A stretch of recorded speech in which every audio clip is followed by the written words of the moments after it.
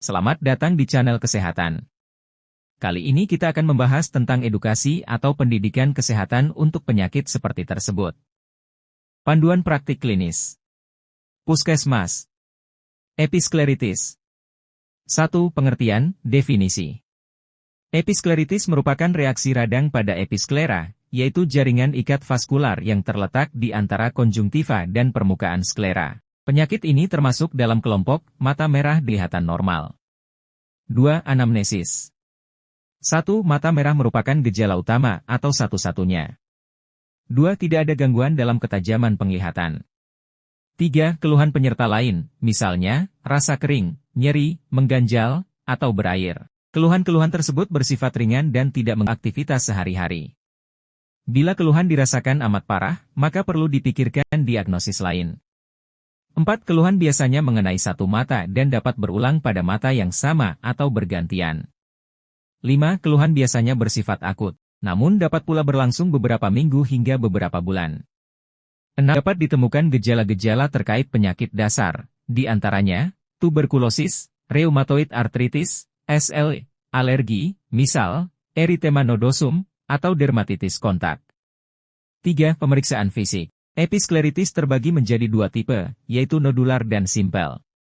Secara umum, dari episkleritis adalah 1. Kemerahan hanya melibatkan satu bagian dari area episklera. Pada penyinaran dengan senter, tampak warna pink seperti daging salmon, sedangkan pada skleritis warnanya lebih gelap dan keunguan. 2. Kemerahan pada episkleritis disebabkan oleh kongesti plexus episklera superficial conjunctival, yang letaknya di atas dan terpisah dari lapisan sklera dan plexus episklera profunda di dalamnya. Dengan demikian, pada episkleritis, penetesan fenilefedrin 2,5% akan mengecilkan kongesti dan mengurangi kemerahan, sesuatu yang tidak terjadi pada skleritis. 3. Pada epitis nodular, ditemukan nodul kemerahan berbatas tegas di bawah konjungtiva. Nodul dapat digerakkan. Bila nodul ditekan dengan kapas atau melalui kelopak mata yang dipejamkan di atasnya, akan timbul rasa sakit yang menjalar ke sekitar mata. 4. Hasil pemeriksaan visus dalam batas normal. 5. Ditemukan mata yang berair, dengan sekret yang jernih dan encer.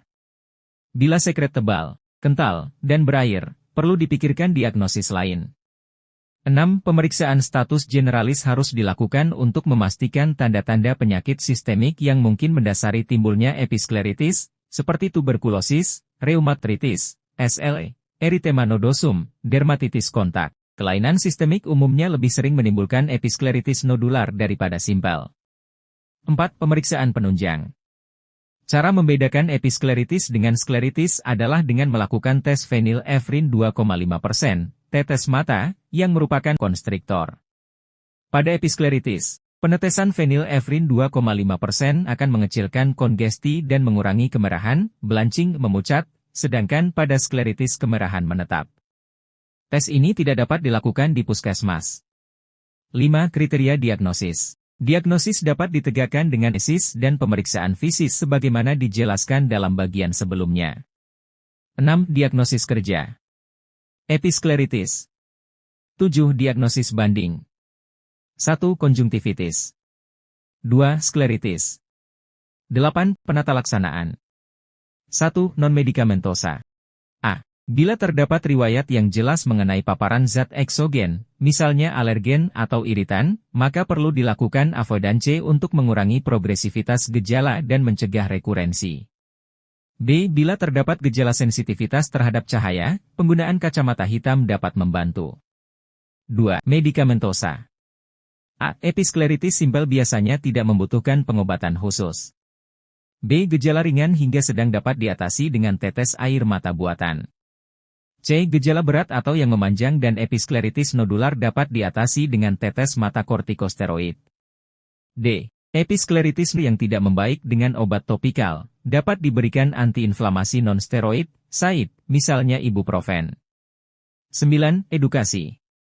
Dokter perlu memberikan informasi kepada pasien mengenai penyakit yang dideritanya, serta memberikan reasuransi dan informasi yang relevan. Di antaranya tentang natur penyakit yang ringan, umumnya self-limited, dan hal-hal yang pasien dapat lakukan untuk menyembuhkan penyakitnya. 10. Kriteria rujukan. 11. Prognosis. 1. Et vitam, bonam. 2. Et functionam, bonam. 3. Et sanationam, dubia et bonam. 12. Referensi. Keputusan Menteri Kesehatan Republik Indonesia Nomor HK 0202 Menkes 514/2015 tentang panduan praktik klinis bagi dokter di fasilitas pelayanan kesehatan tingkat pertama.